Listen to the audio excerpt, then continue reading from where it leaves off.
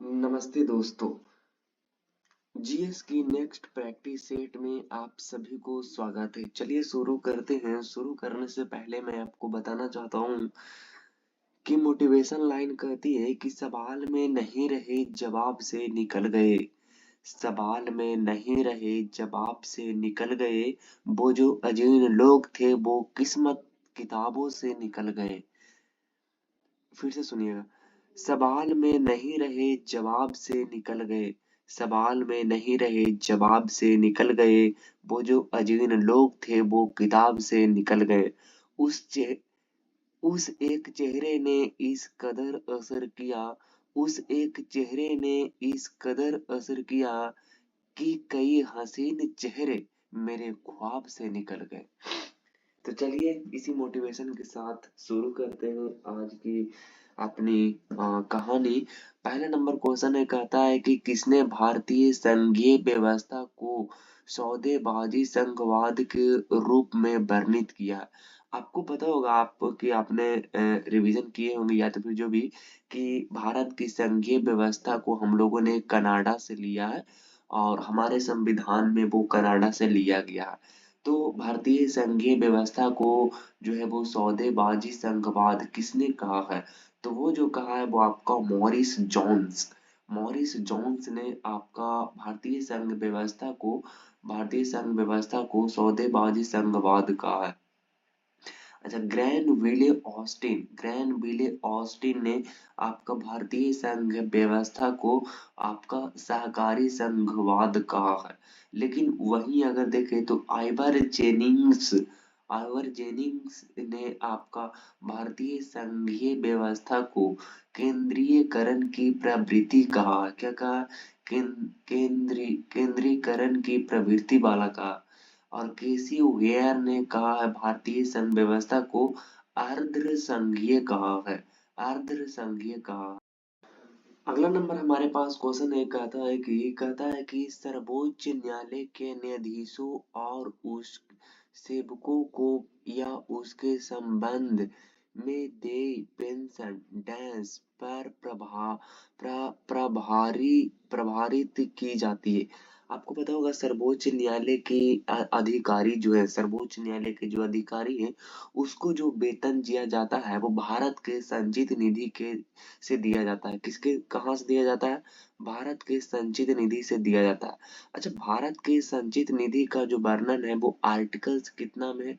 तो आप कहेंगे आर्टिकल्स कितने में है जी? आप कहेंगे आर्टिकल्स 266 में भारत के संचित निधि का वर्णन है। अगर मैं बात करता हूँ कि 267 में क्या है जी, तो आप कहेंगे कि 267 में क्या है? तो आप कहेंगे कि 267 में आपका क्या है? तो आप कहेंगे ये आकस्मिकता निधि का वर्णन है। क्या है जी? आकस्मिकता आकस्मिकता आकस्मिकता निधि का वर्णन है। क्या है जी? वर्णन है। क्या है? वर्णन है। तो आकस्मिकता निधि का वर्णन आर्टिकल्स 267 में है और आर्टिकल्स 266 में आपका वर्णन है भारत के संचित निधि का वर्णन है। और इस क्वेश्चन का बिल्कुल सही जवाब ऑप्शन नंबर ए जो है वो करेक्ट उत्तर हो जाएगा। अगला नंबर हमारे पास क्वेश्चन है, कहता है कि निम्नलिखित में से किस अवधि को भारत में जनसंख्या विस्फोट की अवधि के रूप में जाना जाता है? तो आपको पता होगा कि 1951 से कब जी? 1951 से लेकर के 1981 तक जो है वो हमारी जनसंख्या जो बढ़ी थी वो आपका वार्षिक वृद्धि दर कितना रहा था जी? आपका एक वार्षिक वृद्धि दर जो रहा था वो आपका 1.14% रहा था। आपको पता है कि 1951 में जब हमारे भारत की जनसंख्या की जनगणना के अनुसार तो कितना था? 361 मिलियन था। कितना था जी? 361 मिलियन। कितना? 361 मिलियन था। लेकिन वहीं अगर देखा जाए तो 1981 में जो हमारे भारत की जनसंख्या था वो आपका कितना हो गया जी? आप कहेंगे 683 मिलियन हो गया था। कितना हो गया था? 683 मिलियन हो गया था। कितना? 683 मिलियन। तो 1951 से 1981 जो है वो हमारी भारत की जनसंख्या जो है वो काफी ज्यादा बढ़ा था। मतलब आप बोल सकते हैं कि जनसंख्या विस्फोट हुआ था। अगला नंबर क्वेश्चन है, कहता है कि ध्रुवों और भूमध्य रेखा के पास क्षोभ मंडल को बोलते हैं ट्रोटोस्फेयर की ऊंचाई क्रमशः कितनी है। अच्छा, क्षोभ मंडल के बारे में आप लोगों ने पढ़े होंगे कि क्षोभ मंडल क्या होती है। क्षोभ मंडल जो होती है, क्षोभ मंडल में हम लोग क्या करते हैं, क्षोभ मंडल में हम लोग जो है वो आपका वर्षा होती है, तूफान होती है, मौसमी घटनाएं होती है।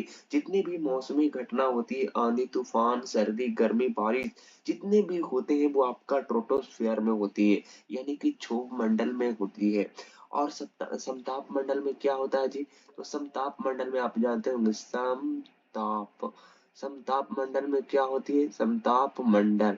आप कहेंगे समताप मंडल में क्या होता है जी, समताप मंडल में आपके वायुयान से संबंधित, मतलब कि जो वायुयान जो होते हैं, जो वायुयान उड़ते हैं, उसी में एक परत भी होती है, जिसमें एक परत होती है जिसको जिसको CFC यानी कि क्लोरोफ्लोरो जो कार्बन होती है, लगातार उसको नुकसान पहुंचाया जा रहा है। CFC उसको बोलते हैं, CFC। और आपको पता होगा कि CFC कार्बन जो है वो लगातार उस परत को जो है वो क्या किया जा रहा है, CFC जो है वो उसको नुकसान पहुंचाया जा रहा है, जिससे पूरे पूरे दुनिया भर में, पूरे विश्व भर में क्या है जी, पूरे विश्व भर में जो है वो बहुत ज्यादा गर्मी बढ़ती है। जैसे जैसे आप जैसे आपको पता होगा कि हम लोग दीपावली में रजाइया में रहा करते थे, कंबल में रहते थे, लेकिन आज देखिए, आज नवंबर दिसंबर बीत गया है और आज भी घर में एसी चलाना पड़ता है। आप बाहर जाइएगा तो गाड़ी में एसी चलाना पड़ेगा, बहुत ज्यादा गर्मी होती है। तो इस लेकर के तो इसका राइट उत्तर क्या हो जाएगा, 8 किलोमीटर से 18 किलोमीटर, 8 से 18 किलोमीटर आपका जो है वो ट्रोटोस्फियर है। तो राइट उत्तर हो जाएगा ऑप्शन नंबर ए। अगला नंबर हमारे पास क्वेश्चन क्वेश्चन है, कहता है कि वायुमंडल, क्या कहता है, वायुमंडल की कौन सी परत रेडियो संचरण में मदद करती है। तो वायुमंडल की कौन सी परत रेडियो संचरण में मदद करती है, तो कौन सी जो परत है वो रेडियो संचरण में मदद करती है। आप कहेंगे बाह्य मंडल, बाह्य मंडल में तो आपका हीलियम होती है, हाइड्रोजन, ये सब जो होती है। अच्छा, बाह्य, इसका राइट उत्तर हो जाएगा आपका बाह्य मंडल, वायुमंडलीय की परत जो रेडियो संचरण मदद करती है वो आपका बाह्य मंडल करती है। समताप मंडल के बारे में आपको हम लोगों ने अभी चर्चा किया था कि वायु में समताप मंडल में आपका जो है वो वायुयान उड़ते हैं, एयरक्राफ्ट वगैरह उड़ते हैं, ये सब उड़ते हैं। और इसमें एक परत होती है जिसका नाम है ओजोन परत, क्या नाम है जी, ओजोन परत है। और उसको लगातार जो है वो आपका CFC यानी कि क्लोरोफ्लोरोकार्बन जो है वो नुकसान पहुंचाया जा रहा है, लगातार पहुंचाया, तभी तो पूरे विश्व भर में जो है वो आपका गर्मी बहुत ज्यादा बढ़ रही है। अगला नंबर हमारे पास क्वेश्चन है, कहता है कि व्यक्ति आय क्या है, यानी कि पर्सनल इनकम क्या है। देखिए क्या है जी, करों और अन्य कटौतियों के बाद व्यक्तियों और परिवार द्वारा अर्जित आय, मतलब करो मतलब होती है इनकम, जो इनकम का जो टैक्स होती है ना उसको कहते हैं। तो करों और अन्य कटौती के बाद मतलब टैक्स और अन्य कटौती के बाद व्यक्तियों और परिवार द्वारा अर्जित जो आय है उसी को कहते हैं व्यक्ति का आय। क्या ये सही है।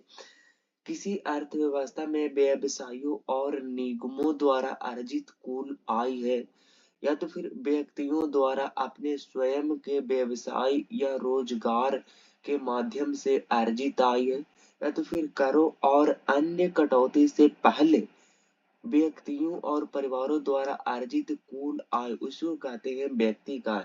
तो आपका ऑप्शन नंबर जो है वो ऑप्शन नंबर यहाँ पर डी जो है वो एकदम से ठीक करेक्ट उत्तर हो जाएगा।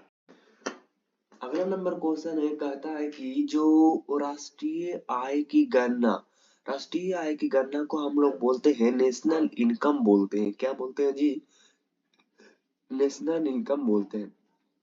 तो राष्ट्रीय आय की गणना में निम्नलिखित क्या उसको बोलते हैं, निम्नलिखित मदों में से किसे बाजार मूल्य पर NNP में से घटाया जाएगा।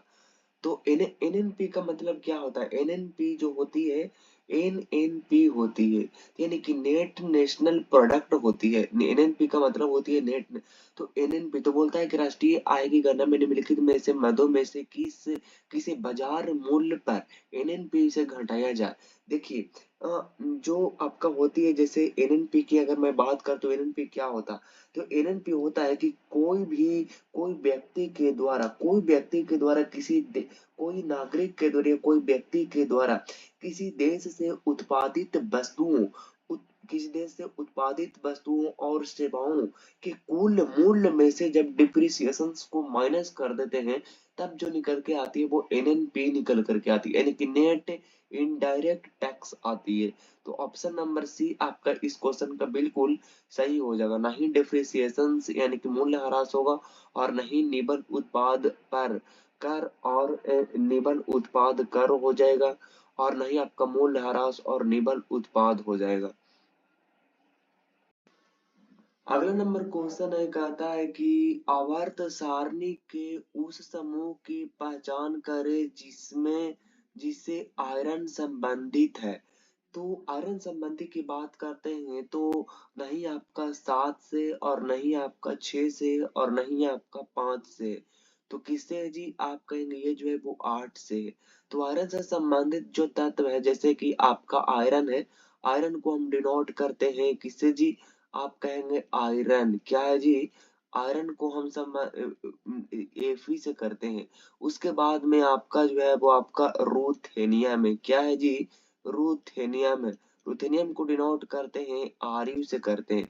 उसके बाद में आपका है ओशेनियम, ओसेनियम को करते हैं ओएस से करते हैं। उसके बाद में है आपका हैसियम, क्या उसको बोलते हैं, हैसियम बोलते हैं ना, हेसियम हेसियम बोलते हैं। इसको एच एस से करते हैं, ठीक है जी, एच एस से करते हैं। अगला नंबर हमारे पास क्वेश्चन है, कहता है कि हाल ही में प्रसिद्ध फिजिस्ट और पद्मश्री प्रो रोहिणी मधुसूदन गोडबोले का निधन हो गया है। इसे किस वर्ष पद्मश्री से सम्मानित किया गया? तो इसे जो है वो 2019 में सम्मानित किया गया। क्या नाम है जी?